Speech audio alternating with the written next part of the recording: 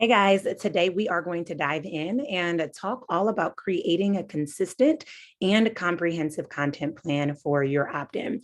We all know that the opt-in is that first entry point with your funnel, right? This is people's first opportunity to get in, to work with you, to be in your energetic space and to see the potential of where it is that you can take them. So your opt-in is very, very, very powerful. Plus, people are starting to be very protective over their email addresses. They don't want to just give an email address for the sake of giving an email address. They want to know it's of some value to them. So when you're creating your opt-in, you want to make sure that it obviously speaks to them. But today, what we're going to talk about is once that opt-in is already put together, already done, how you can go about really expanding your reach to let more people know what it is that you have to offer. So there's 3 steps to this. The first step is to create posts that you can share online. The second step is to create graphics.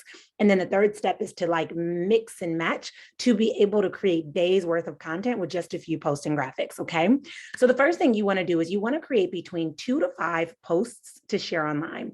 Now, in order to do that, you first wanna back it up and you wanna go back to the foundational piece, which is the market research. In order to effectively create content that engages your audience, you gotta know your audience, okay?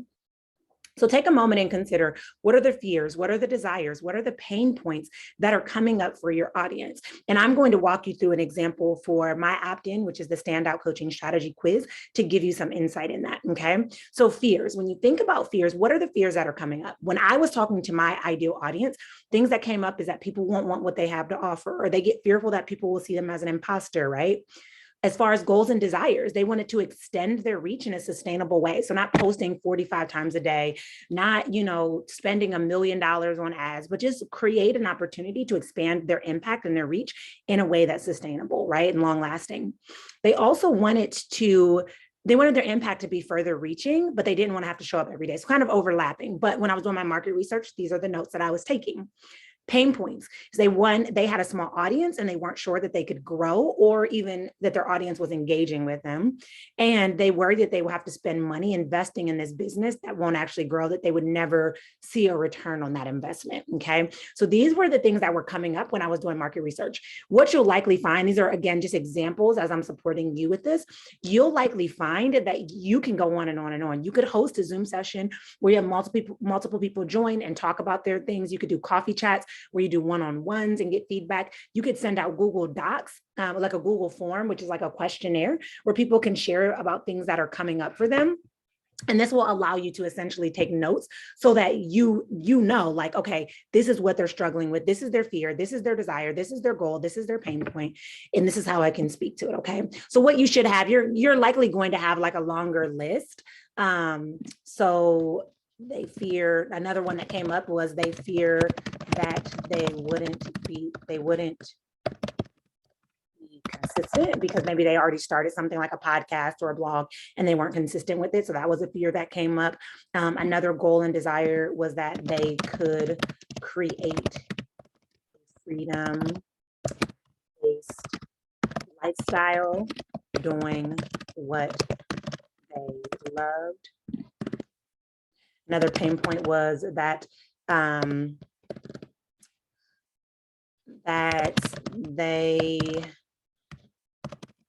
would be embarrassed if things didn't work. And that kind of, I guess, could fall over into fears. But again, you're getting, these are just examples of things that I remember coming up, and you should be able to fill these columns up pretty intentionally as you're taking in that market research, okay? And then from there, you're going to choose the most relevant item from each of the lists above. So the most relevant item that came up is that they wanted to, this was a big one, sustainability. If you look at my business model, profitable, sustainable, and impactful business, those are those 3 pillars, right? So I highlighted that because that was that big standout one. Imposter syndrome, oh my goodness. I cannot tell you, even if people didn't use the word imposter, they kept saying, I feel like a fraud, or I wonder if people would think that, if I'm not certified, what that means, or if I didn't go to school for this, like what that would mean. And then the 2 biggest ones over here were the top 2, but let's just use this one for the sake of it, right? So here's these are the ones that you would, so you'd go through yours and you'd highlight or circle the ones that are like the biggest ones that keep coming up. And when I say biggest, let's say you interview 10 people and 7 of those people say, I am fearful that I will be seen as an imposter. That lets you know that that's one of the biggest ones, right? Oh, I know a pain point that came up. A pain point was that they were wearing too many hats and didn't think they could make room for themselves. I always say, you want to pour, you deserve to be filled the same way you pour. Okay. So I got that because this was a big pain point coming up. Anyways, so there's some of those. So you want to pick the most relevant item from the list above. Okay. And so let's say that I picked the most relevant item of imposter syndrome. All right. And then you're going to try to choose the type of post that you want to write. So posts, when you think of posts, remember that there is like a short form content, there's a longer form content, but essentially a post could be a static post. That's just a post, a reel, which is like 30 seconds to a minute of some short video engagement activity on TikTok. You see those on TikToks, reels are on Instagram. YouTube has a thing called shorts. Carousels are the posts where you can kind of scroll. There'll be like 5 to 10 different graphics, and it's all about the same thing. So I have a carousel post for my quiz that says, what is your standout coaching strategy? And then I have 5 posts after that that talk about the 5 different standout coaching strategies they can leverage. And then a live could be a live video that you're going live on talking about addressing a question. Okay. So you wanted to pick the type of post that you want to create. Okay. Now, before you pick that, you want to think about your big long-term goal with your funnel.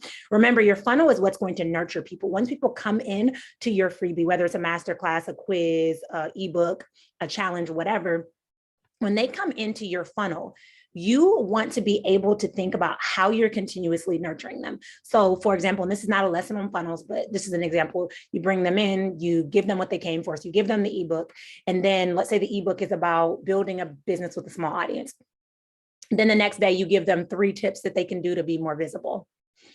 And then the next day you talk about how they can jump on a call to learn more about how you can support them. And then the next day you nurture them again, like whatever, but the funnel is continuing to nurture them into the ultimate thing that you want to do. So for my quiz, the standout coaching strategy quiz, I wanted to teach people what their standout coaching strategy is, NLP, hypnotherapy, EFTs, the like, and then I teach them what it is and how they can weave it into the work that they do. And then I talk about my certification and how they can become certified in it and really master their craft to really show up as that next level coach that they're called to show up as.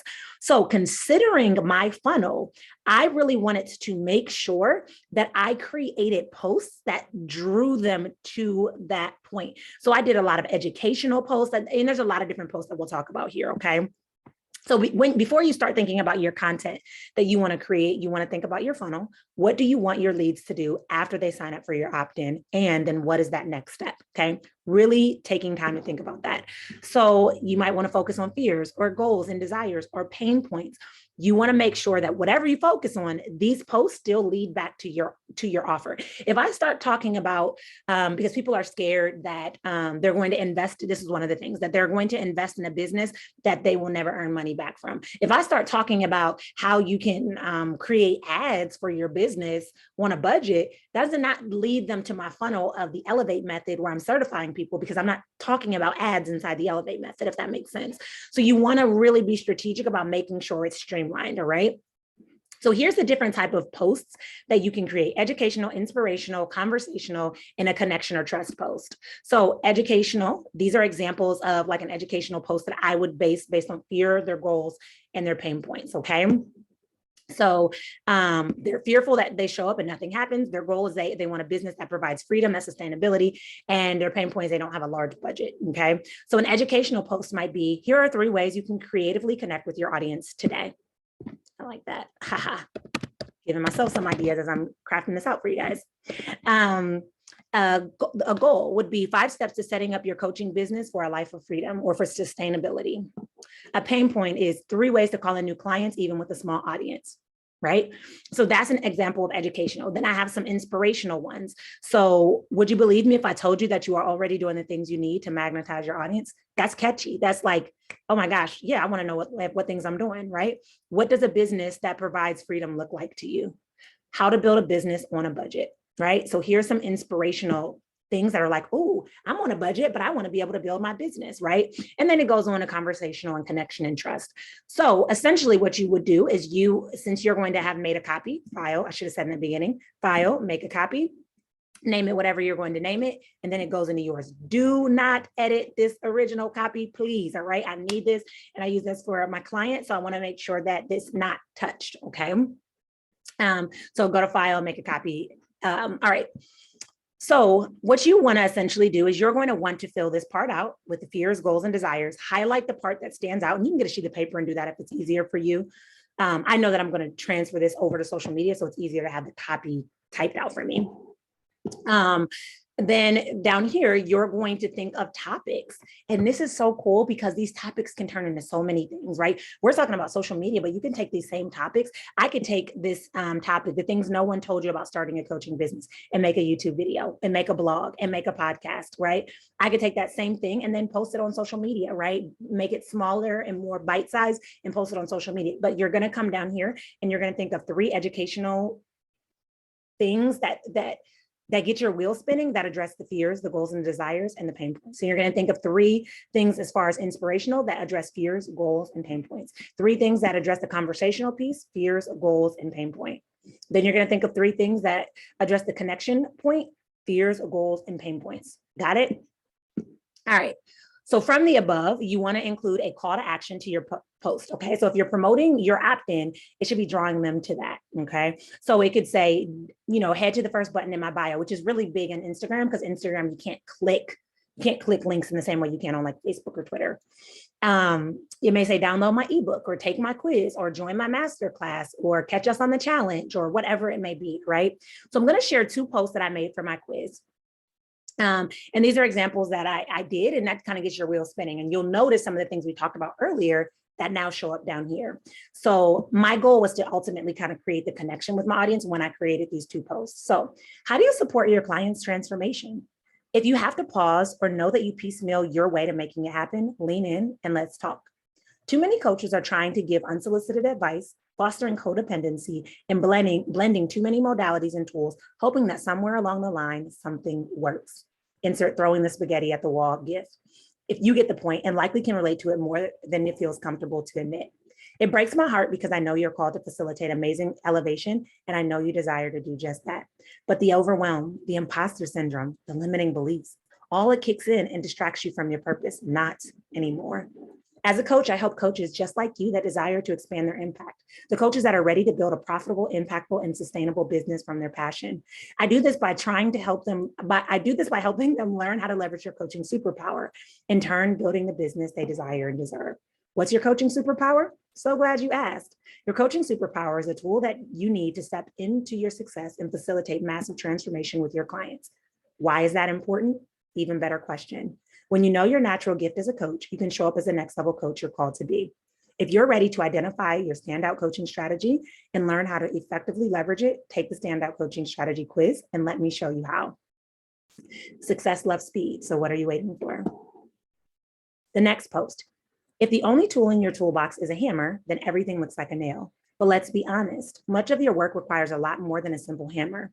Sadly, I see so many coaches take the same approach to business. They settle with what they know rather than looking to learn something new.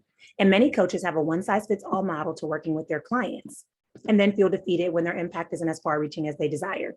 Coaching is more than simply giving advice and lending a listening ear. True transformation of any kind must be done through an integration of the right tools and the right mindset. So let me ask you, what tools are you using as a coach? Have you ever felt unfit to work with a client and they're presenting concerns? Maybe it's fear, maybe it's imposter syndrome, maybe it's a combination of both. To be effective as a coach, you should have a comprehensive toolbox of modalities that you can pull from to meet your clients where they are and to support them with getting to where they desire to be. If you're ready to learn the key strategy to add to your toolkit to be able to facilitate powerful transformations that go deeper, last longer, and happen faster, then you need to take the Standout Coaching Strategy quiz.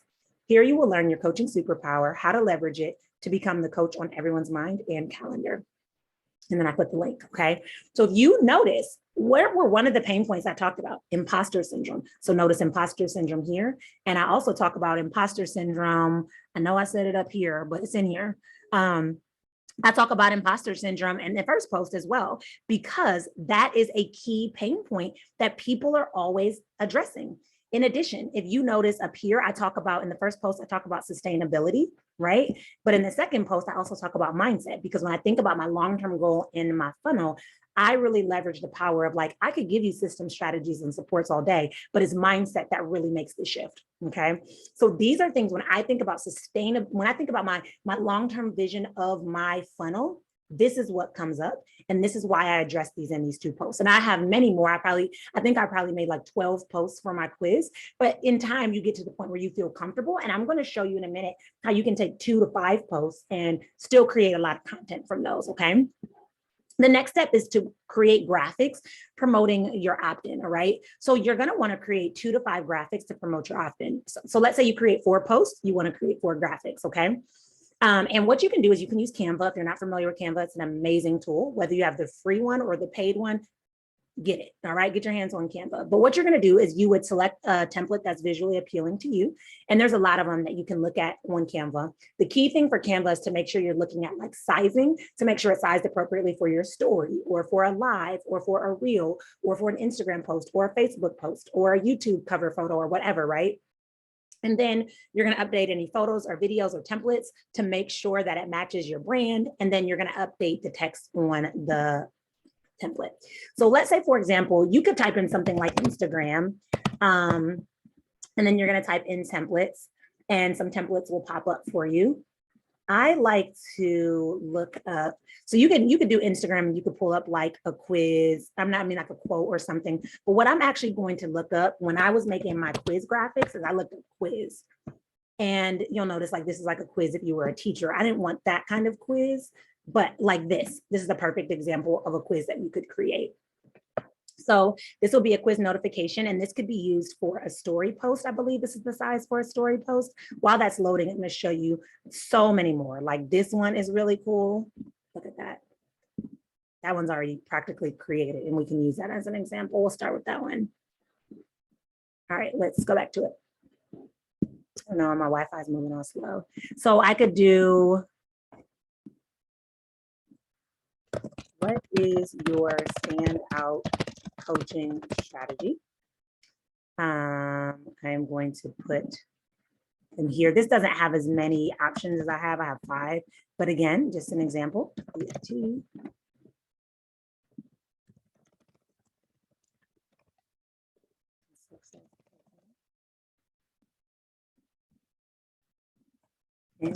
No.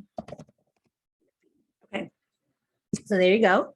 And then I would change it. So I already have all my stuff stored. These are my branding colors, not the blue so much anymore. I've kind of faded away from that, but sometimes I'll merge it in a little bit.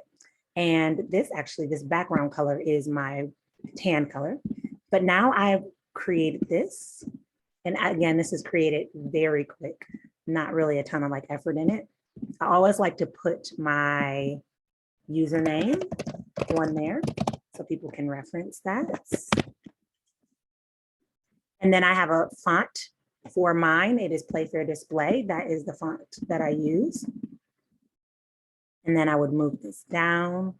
And I mean, there's so much fun. You can play with Canva so much, right? And it's not really as visible right there. So you can change the color, change it to white. There you go.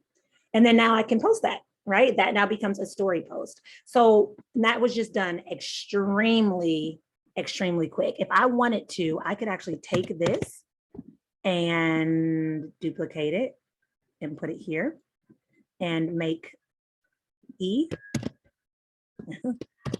Creative. I have played in Canva so much. And let's see if I can get this circle. All right. Here's a perfect example. I already put the letter down there, but this is really cool. You can position something backwards. So I knew I'd already put the letter down there, but it was white, so it wasn't visible. All right, I'll make this.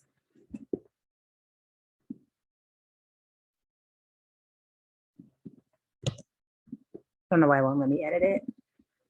Canva's been finicky, but all right. I can edit that another time, but you get the point. So there are my things. And now this gets to become, and I can move all this up like to make it more centered and do the things that it needs to do.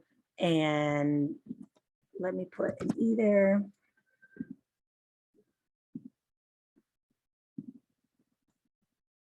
Okay, there's my E. And then I would make it the same color as the other E's. I mean, as other letters, and there it is. And then I just make it a little bigger so that matches. But you guys get the point. So now that's essentially done. And this can now, I'm obviously want to space it out, or maybe I want to add, like, you can add different elements to it. So gold is a big part of my brand. So I have some like different gold elements I might add that I've, created. So this could go, you could position this backwards behind the entire thing. Look at that. Now that gold element is there, and I can make it stand out really big like that. I don't know if I like that, but you guys get the point. So that is how you create a graphic. If you look in here, because Canva has so many graphics. I don't know why my graphics aren't showing. This is my Wi-Fi. They'll come up here in a minute.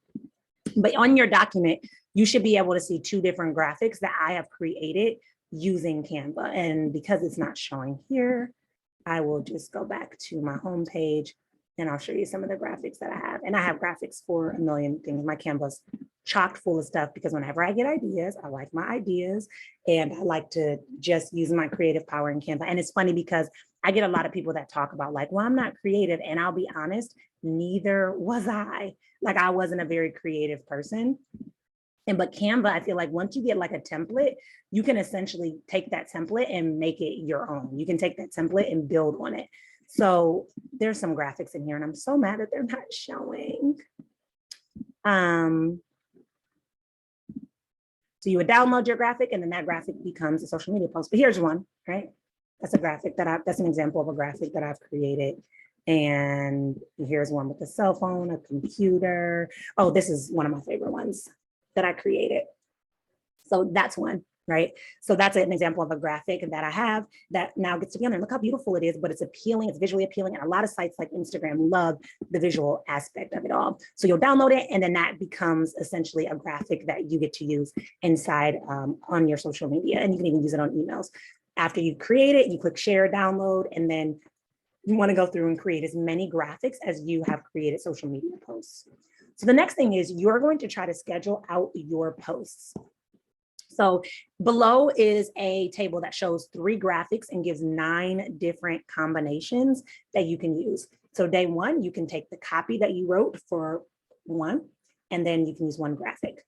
Day 3, you can take the copy that you wrote on day 2 and use graphic 2. Copy on day 3 and use graphic 3. Copy on day 1 and use graphic 2. So then on the next one, copy of day 2 and use graphic 3.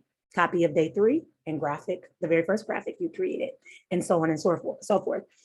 One of my highest values is to create sustainability. So as you can tell, I just gave you an example of 9 different combinations from 3 different graphics and posts, okay? And the great thing is if you see that takes you all the way to day 17, and you can even add days in between. So let's say all of these are static posts. And a static post would look like the examples I gave you. Let's say all of those are static posts. You could take that same static post content and decide that you're going to do a live about it. You can take that same static post. Let's say you're on day 1 and you're sharing copy from day 1 and graphic from day 1. And then you put on your story a graphic from your 3rd graphic, right? There are so many ways that you can get creative. But as you see, I didn't say 3 days and 3 social media posts. I said 3 social media posts, 3 graphics, and 9 different combinations. That can take you up to 17 days if you're posting every other day. It can take you even longer if you're posting, once a week, or it can take you shorter if you're doing, once a day. And you can get even more creative with it. But here's the thing, consistency is more important. Every coach will try to tell you, oh, you need to post 3 times a day or you're not going to be effective. I'm not that coach just going to tell you that. I'm going to tell you to create a sustainable posting plan that aligns with your schedule so that you can be consistent. Consistent is better than posting just to be able to check it off your to-do list. All right.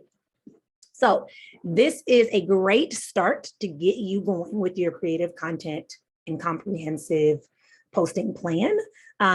What I'm going to challenge you to do is I'm going to challenge you to move. Success loves speed. And right here, right now, while you're having this momentum, these ideas are flowing, the wheels are turning and spinning. I want you to start creating content. Even if you walk away at the end of today with just 2 posts and 2 graphics, that's still better than where you were, and you can get started on that. All right. And start letting your wheels spin about different ideas and other combinations that you might be able to come up with. Okay. Because you could take this and twist it around even more if you allow yourself to get creative. Okay. So I want you to go ahead, let your wheels spin, get excited, get lit up, put yourself in the shoes of what your ideal, client desires from you, and start to create from that space, because that's where the magic gets to happen. And remember, like I said, success loves speed. So start taking action.